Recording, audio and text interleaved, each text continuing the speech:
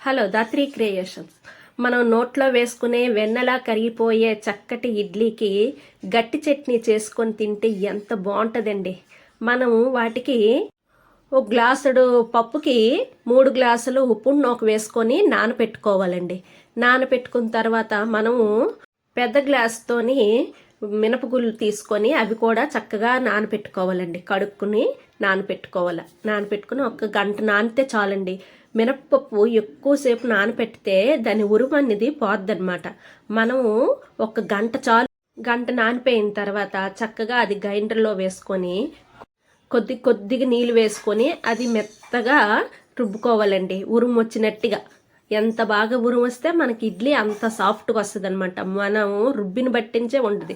చక్కగా అది రుబ్బుకున్న తర్వాత మనము ఈ ఉప్పును ఒక నానేసాం కదండి, అది కూడా చక్కగా పిండేసి ఆ గ్రైండర్లోనే వేసుకోవాలి. గ్రైండర్లోనే కలిపిస్తాను చూడండి. గొడ తీసి ఈ ఉప్పు నూక అనేది ఆ ముద్దలో వేసి చక్కగా ఉప్పేసి కలిపేసి చక్కగా ఒక బకెట్లోకి తీసుకొని ఉంచుకోవాలండి. ఈలోపు మనం గట్టి చట్నీకి రెడీ చేసుకుందామండి. శనగ పలుకులు ఒక కప్పుడు అవి వేపేసి ఒక సైడ్కి ఉంచుకోవాలి. తర్వాత శనగపప్పు అదొక్క కప్పుడు చక్కగా దోరపదోనుగా వేయించుకోవాలండి. వేయించుకున్న తర్వాత మనము రుబ్బుకుంటున్నాను. రుబ్బిని గట్టి పచ్చడి అయితే గొప్ప సూపర్గా ఉంటుందండి. మనం ఓపిక చేసుకుని రుబ్బాలి కానీ చాలా టేస్ట్గా ఉంటుంది. ఈ వేయించిన శనగపలుకులు, తర్వాత ఏమో వేయించిన శనగపప్పు, మనం ఒక చెక్క కొబ్బరి చెక్క ఉంటే బాగుంటుందండి. కొబ్బరికాయ ముక్కలు, తర్వాత జీలకర్ర, 4 పచ్చిమిరపకాయలు, అల్లం ముక్క చిన్న ముక్క వేసుకొని చక్కగా అవి నలపాలండి. ముందు అటు ఇటు నలిపేసి అవి అలా రుబ్బుకొని మెత్తగా అయిపోయినంత వరకు అలా రుబ్బుతూ కొద్దిగా శ్రమ పడాలి కానీ భలే టేస్ట్గా ఉందండి. మా ఇంట్లో పిల్లలైతే గొప్ప సరదా పడిపోయారు. ఏటమ్మా రుబ్బుతున్నావు, ఇది ఏంటిది, ఇది వాళ్ళకి తెలియదు కదండి.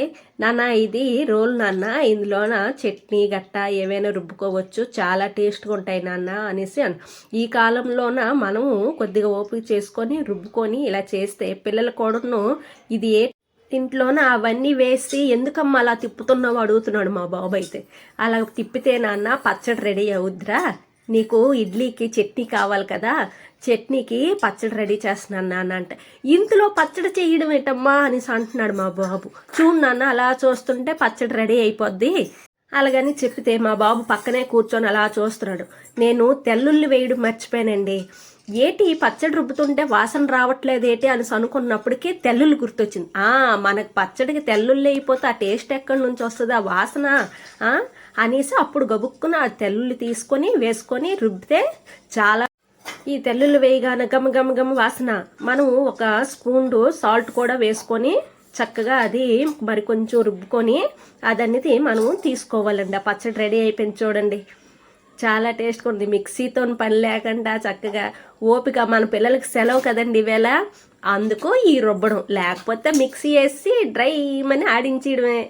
ఈ పచ్చడి ఒక గిన్నెలోకి తీసుకొని మనం ఉంచుకోవాలండి. వాటికి ఆ పాత్రకి కొద్దిగా నీళ్ళు వేసుకొని ఆ నీళ్ళు కూడా వేరే తీసుకొని ఉంచుకొని కలుపుకోవాలండి. కలుపుకున్న తర్వాత మనం తాలింపు వేసుకోవాలండి. తాలింపు వేసుకుంటే అందంకి అందం, టేస్ట్కి టేస్ట్. మనం కొద్దిగా ఆయిల్ తీసుకొని అది హీట్ అయ్యాక ఆవాలు, ఎండుమిరపకాయలు, కరివేపాకు వేసుకొని చక్కగా తాలింపు పెట్టుకొని పక్కన ఉంచుకోవాలండి. పక్కన ఉంచుకున్న తర్వాత చట్నీ రెడీ అయిపోయిన తర్వాత మనము ఈ ఆకులులోన మనం ఇడ్లీ పెట్టుకుందాం. ఇవి ఇస్త్రాకులు అంటారండి. ఇవి అడ్డాకులను కూడా అంటారు. అవి మనం తీసుకొని ఈ ఈని పుల్లలతోని చక్కగా డొప్పల్లాగా చేసుకోవాలండి. అది చూడండి, ఒక డొప్పలా తయారు చేస్తున్నాను. కొద్దిగా శ్రమ పడితే కొద్దిగా సక్సెస్ అయ్యింది. నేను ఈ డొప్పలు చేసి ఇడ్లీ పెట్టడం ఫస్ట్ టైం అండి. అలా చేసిన తర్వాత మన ఇడ్లీ పాత్ర ఉంది కదండి, దాంట్లోన ఆ 3 పాత్రలు తీసి కింద దడుగున ఉంటుంది కదా, అది ఉంచేసి మనము ఈ డొప్పల్లోన ఆ ఇడ్లీ ముద్ద అనేది వేసుకోవాలండి. ఇడ్లీ ముద్ద అనేది కొద్దిగా గట్టిగానే రుబ్బుకోవాలి. మరీ పలచనా కాదు, అలాగని మరీ గట్టిగా కాదు. మనకి ఇడ్లీ ముద్ద ఏ సాఫ్ట్గా ఉంటుందో అలాగే రుబ్బుకుంటే మనకి ఇడ్లీలు అనేవి పువ్వుల్లాగా వస్తాయండి. చూడండి ఎంత బాగా వచ్చాయో పువ్వులాగా. ఇప్పుడు నేను తీస్తున్న ఇడ్లీ హార్ట్ సింబల్ వచ్చింది చూడండి, ఎంత బాగా వచ్చిందో. మా బాబు అయితే అమ్మ ఇదేటమ్మా ఇది హార్ట్ సింబల్ లాగా ఉంది అనేసి అన్నాడు. తెల్లగా మెత్తగా ఈ ఆకులో ఇడ్లీ తీపితనం వస్తుందండి. ఎంత టేస్ట్గా ఉన్నాయో మరి. ఈ ఇడ్లీకి ఆ గట్టి చట్నీ గొప్ప సూపర్గా ఉందండి. చేత్తో కష్టపడి రుబ్బాం కదండి, తిన్నప్పుడు ఆ కష్టం అంతా పోయిందండి. అంత టేస్ట్గా ఉంది. Thank you.